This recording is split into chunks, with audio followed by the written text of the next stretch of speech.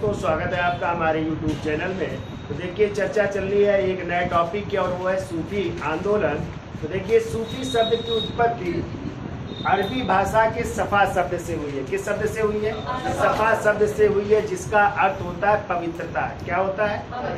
जो कहते हैं आचार विचार से अपने मन से पवित्र थे, वो क्या कहलाए? सूफी कहलाए। सूफी का एक और अर्थ होता है सफ़ा, और उसका मतलब होता है ऊन। सूफी का मतलब ऊन भी है। कहते हैं जो संत जो है अपने वस्त्रों में ऊन का प्रयोग करते थे, यानी ऊन का वस्त्र धारण करते थे, वो भी क्या कहलाए? सूफी कहलाए। ठीक है, तो चलिए एक एक करके चर्चा कर लेते हैं। तो पहला पॉइंट ये देखिए, सूफी शब्द की उत्पत्ति, सूफी शब्द की उत्पत्ति अरबी भाषा की, अरबी भाषा के सफ़ा शब्द से हुई है। अरबी भाषा के सफ़ा शब्द से हुई है, जिसका अर्थ है पवित्रता। जिसका अर्थ है पवित्रता। जिसका अर्थ है पवित्र, अर्थात जो लोग आध्यात्मिक रूप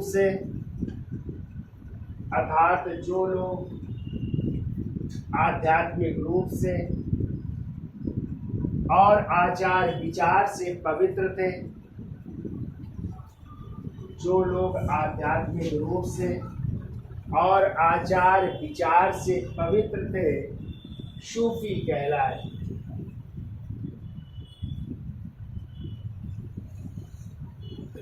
आचार विचार से पवित्र थे, सूफी कहलाए। दूसरा पॉइंट देखो, सूफी मतलब सूफ। देखो, सूफ का अर्थ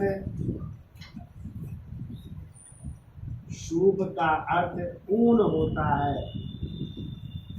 सूफ का अर्थ ऊन होता है। सूफ का अर्थ ऊन होता है, अर्थात पैगंबर मोहम्मद साहब के बाद जिन संतों ने, पैगंबर मोहम्मद साहब के बाद जिन संतों ने ऊनी वस्त्र पहनकर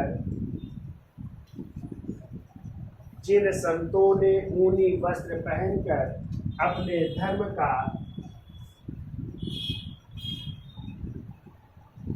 धर्म या मत का प्रचार प्रसार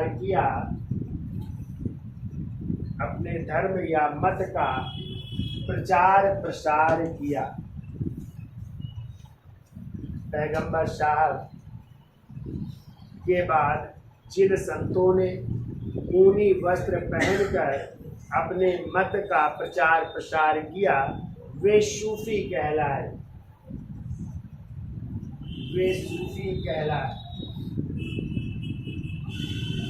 फिर एक और लिखो, सोफिया। देखो, यह ग्रीक भाषा का शब्द है। ग्रीक का मतलब यूनानी है। ग्रीक या यूनानी भाषा का शब्द है। ग्रीक या यूनानी भाषा का शब्द है, जिसका अर्थ ज्ञान होता है। जिसका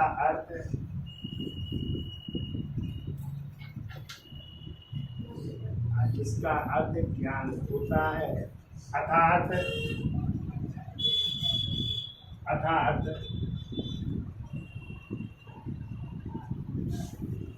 जो संत संपूर्ण रूप से ज्ञान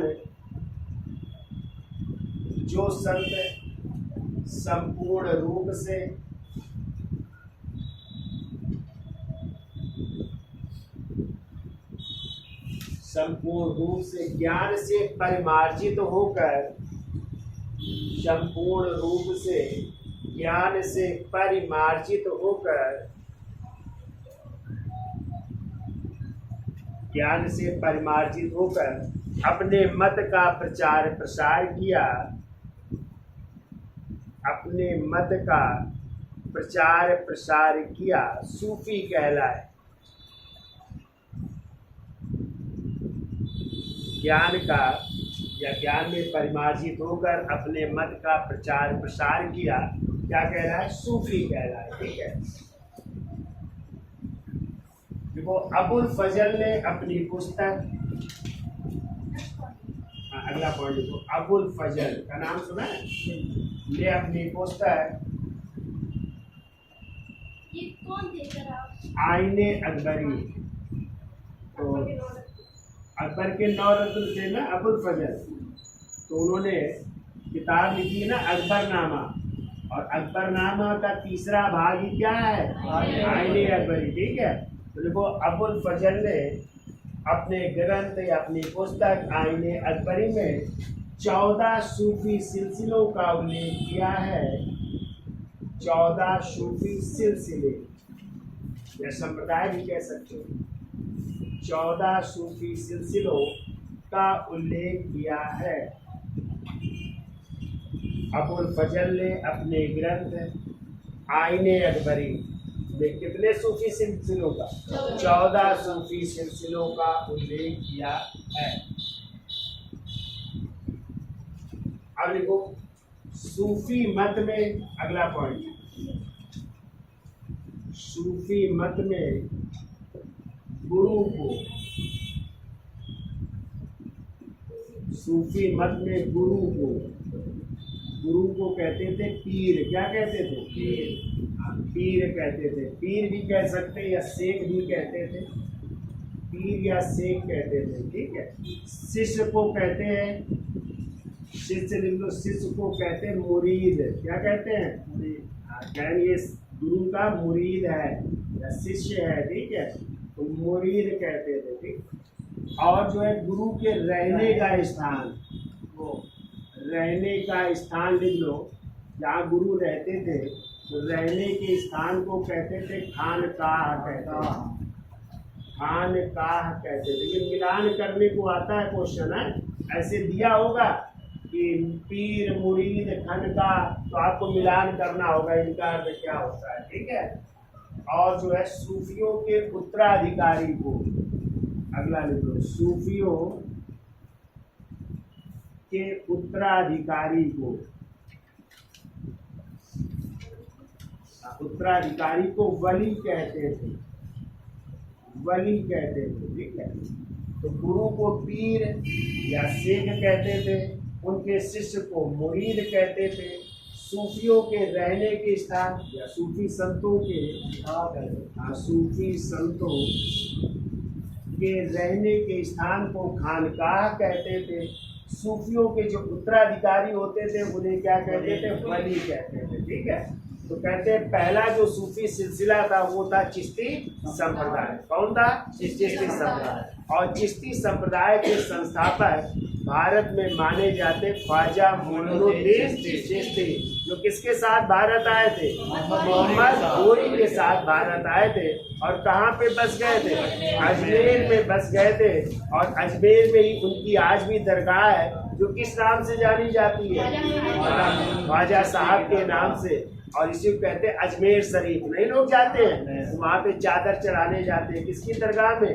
इन्हीं ख्वाजा मोइनुद्दीन चिश्ती की दरगाह। इनके भी शिष्य थे फरूजुद्दीन गज शंकर, कुतुबुद्दीन बख्तियार काकी, उनके शिष्य आप लोग पढ़ोगे आगे चल करके निजामुद्दीन औलिया, और उनके शिष्य भी पढ़ोगे अमीर खुसरो।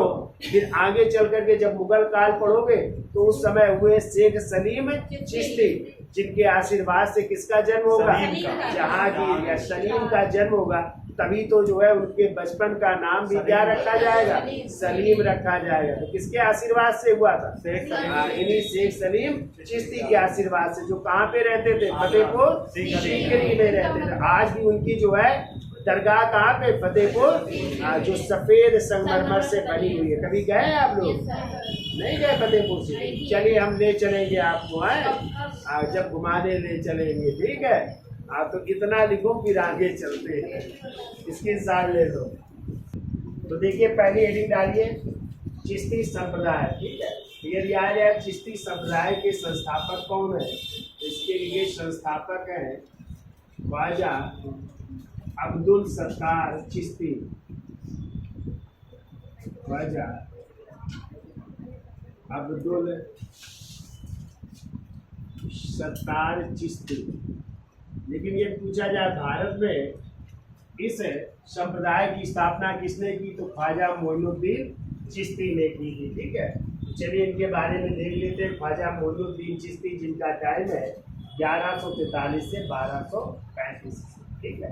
तो देखिए ख्वाजा मोइनुद्दीन चिश्ती 1192 ईस्वी में 1192 ईस्वी में मोहम्मद गोरी के साथ, मोहम्मद गोरी के साथ भारत आए।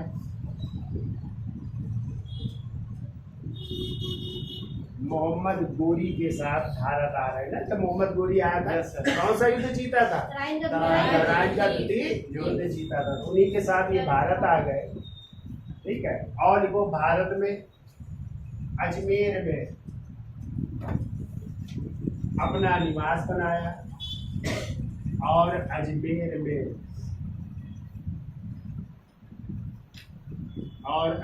में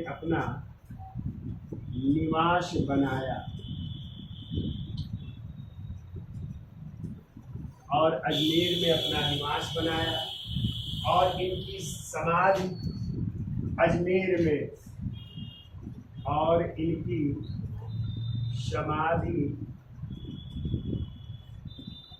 अजमेर में किस नाम से जानी जाती है, ख्वाजा साहब के नाम से जानी जाती है। अजमेर में ख्वाजा साहब के नाम से जानी जाती है, इतना याद रखिए। तो ये रहने वाले थे सिस्तान, एक स्थान पड़ता है उधर ईरान साइड, ईरान इराक के पास, तो वहाँ के रहने वाले थे। जन्म हुआ था भारत आ गया।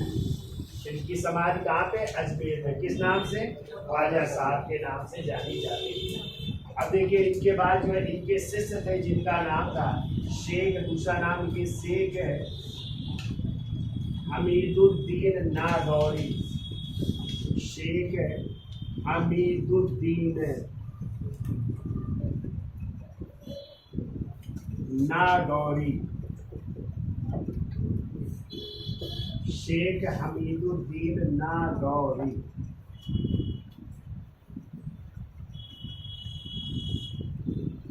देखो ये जो है मोइनुद्दीन चिश्ती के शिष्य थे, ये मोइनुद्दीन चिश्ती के शिष्य थे और दिल्ली में जन्म लेने वाले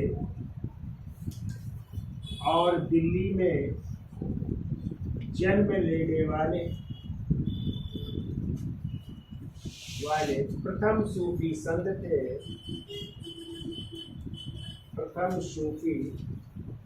थे, यानी इनका जन्म कहाँ हुआ था, दिल्ली में हुआ था।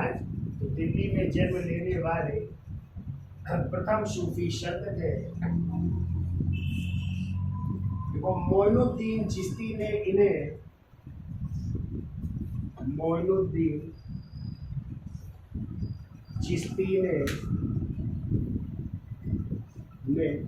एक उपाधि दी थी, वो उपाधि लिख लो, सुल्तान अतरकिन की। इन्हें सुल्तान अतरकिन, इसका मतलब होता है सन्यासियों का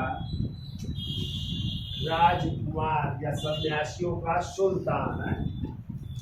तो सन्यासियों का सुल्तान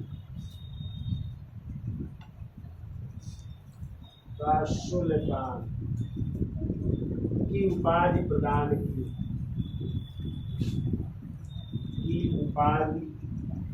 तो मोइनुद्दीन चिश्ती ने इन्हें सुल्तान अतरकिन या सन्यासियों के सुल्तान की उपाधि प्रदान की। देखो अगले सूफी संत है, आप लोगों ने नाम सुना होगा, कुतुबुद्दीन बख्तियार काकी का नाम सुना है। हाँ, और इन्हीं कुतुबुद्दीन बख्तियार काकी की स्मृति में किसकी नींव डाली गई? कुतुब मीनार की। किसने डाली थी? कुतुबुद्दीन ऐबक ने। उनके गुरु थे ना, सूफी संत थे, तो उन्हीं के नाम पर जो है दिल्ली में कुतुब मीनार की स्थापना की गई। तो हेडिंग डाल लीजिए, अगली हेडिंग डालिए, इसका स्क्रीनशॉट ले लो।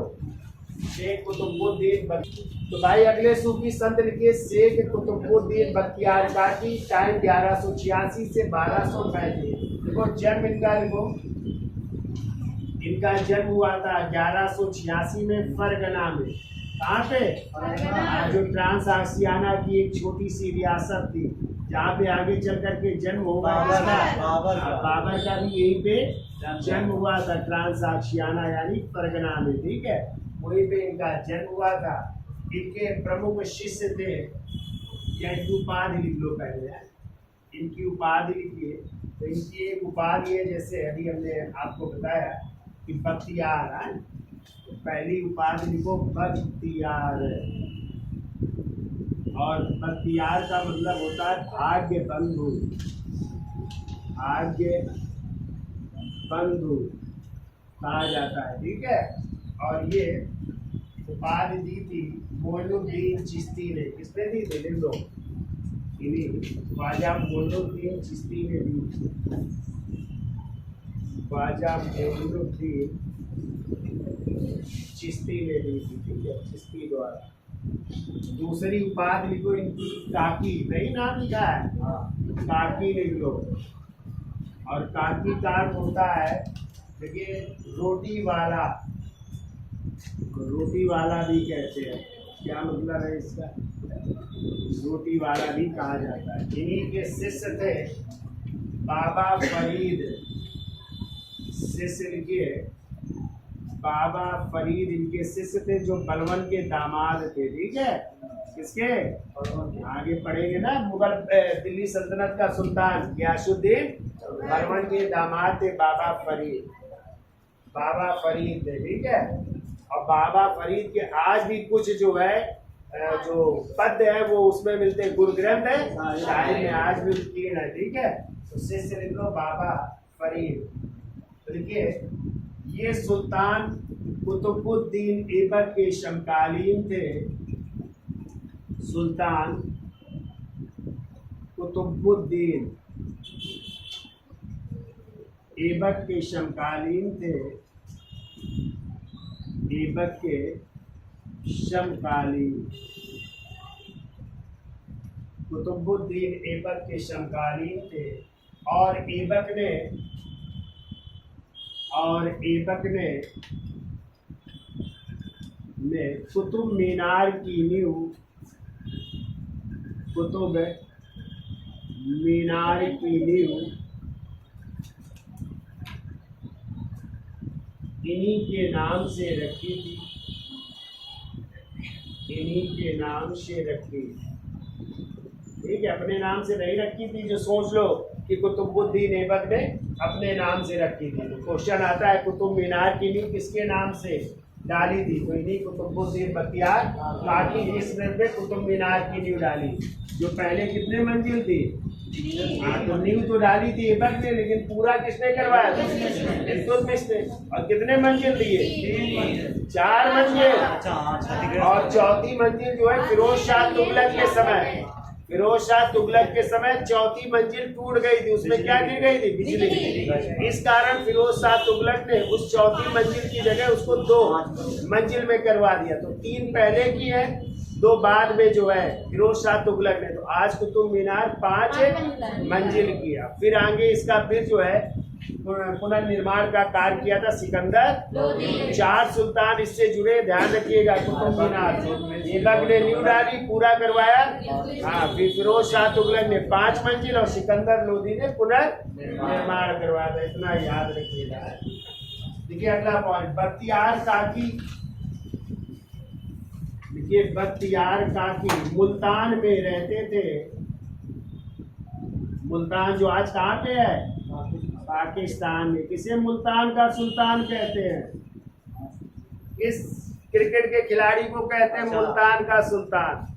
वीरेंद्र सहवाग नहीं कहते? 319 रन बनाए थे नाबाद, ये भी याद रखो। तो क्या लिखा, जो मुल्तान में रहते थे और वहां से दिल्ली आए। बख्तियार काकी मुल्तान में रहते थे और वहां से दिल्ली आए, वहां से दिल्ली आए और इल्तुतमिश ने